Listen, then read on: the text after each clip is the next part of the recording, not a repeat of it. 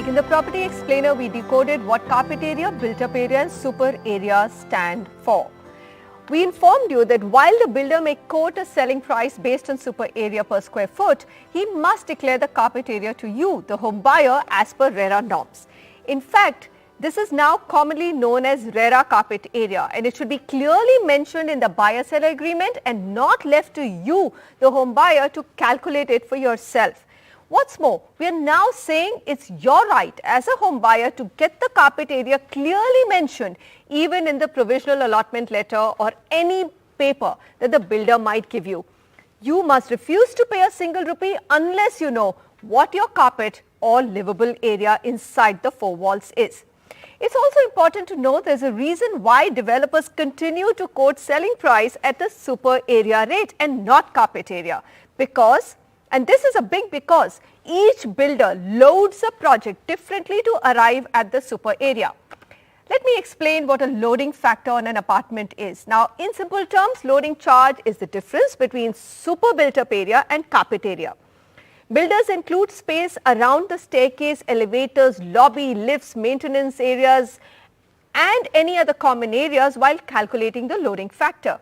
Loading factor, when combined with the carpet area, which is the livable area within your house, gives you the super built-up area of a flat.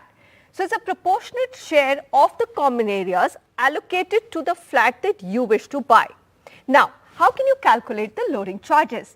The loading factor can be calculated as per the formula flashing on your screen. So, if the carpet area of a flat is 500 square feet and the super built-up area of the flat is 625 square feet, then the loading factor will be 1.25.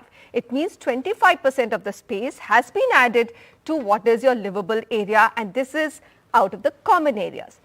The reason why it's critical for you to understand the loading factor is because a builder, one of the builders that you're buying for, may load carpet area of a flat by 25%. Builder B or the other one could go as high as 40%.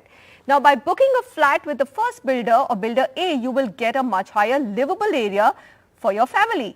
That is precisely why we say, please ask for your carpet area of the flats that you may consider buying.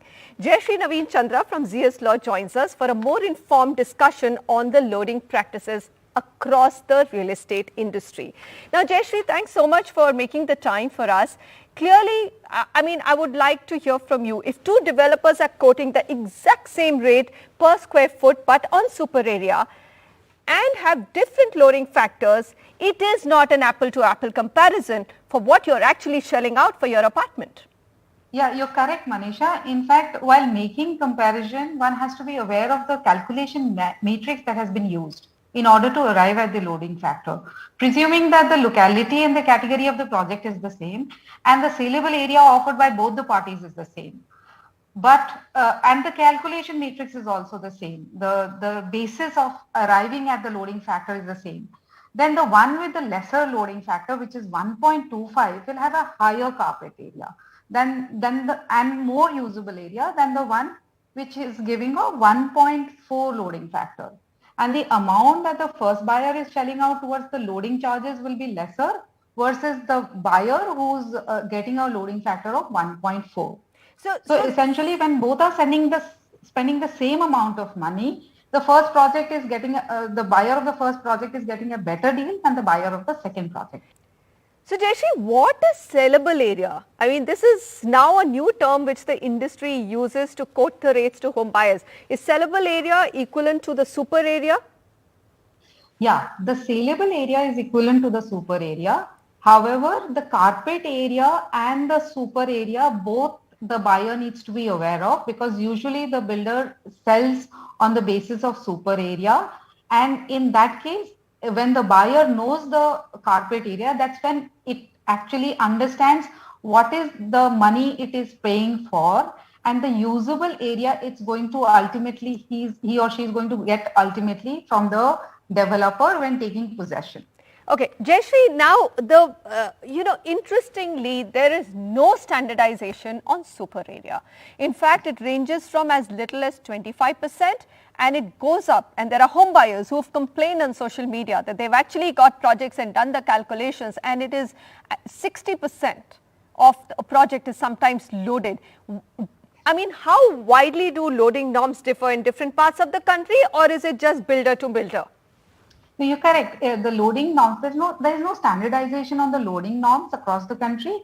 So therefore, the projects in Delhi and NCR would have a higher loading and a loading percentage than the projects which maybe are being offered in places like Chennai and Bangalore. So Mumbai and Delhi, the developers are known to load more to the carpet area than the developers in Chennai and Bangalore. So therefore, it is important. That's why, in fact, that is the reason why RERA has now mandated that the promoters are supposed to disclose the carpet area of the apartment. Mm-hmm. In fact, when the project is being launched and when the agreement to sell are being executed with the buyer, the developer is supposed to disclose the carpet area in the buyer's agreement. Jayshree, well, it's all great on paper, but we know even today in this market, which is North India and NCR specifically, there are many buyer-seller agreements. We will go and pick them out and we will find that the carpet area is not clearly mentioned. Buyers are being told, we've given you a plan, why don't you just sit and calculate your carpet area? That is still happening, and that is a reason why we are doing property explainers, to make sure that you know your rights as a home buyer. Jayshree, thank you very much for taking us through those details.